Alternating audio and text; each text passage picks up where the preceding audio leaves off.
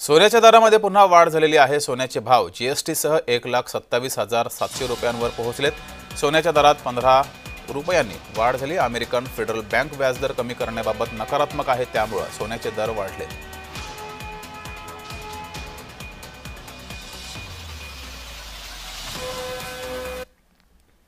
आधी जेव्हा आम्ही सोनं घेत होतो, जेव्हा लग्नाच्या वेळेस वगैरे, तेव्हा आम्हाला 50,000मध्ये कमीत कमी अंगठी तरी येऊन आणि एक गळ्यातली पोत मिळायची, कमीत कमी पोत घालायला मिळायची।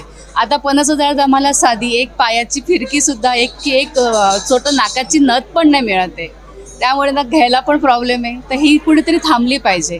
गव्हर्नमेंटने ती जीएसटी किंवा इन्कम टॅक्स जेव्हा जे एक्सपोर्ट करतात त्याच्यावरती पण काहीतरी रिॲक्शन घेऊन जर ते रेट कमी झाले तर सगळ्यांच्या आवाक्यात येईल।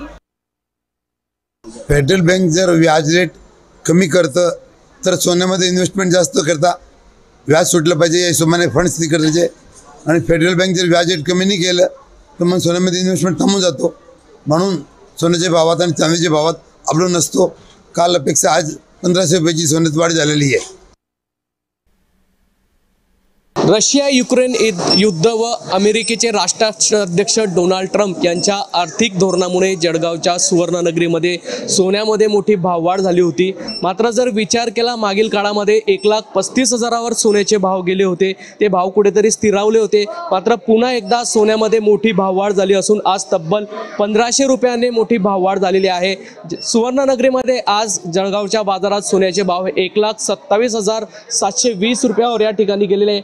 आपण बघू शकता सुवर्णनगरीत या ठिकाणी आहोत।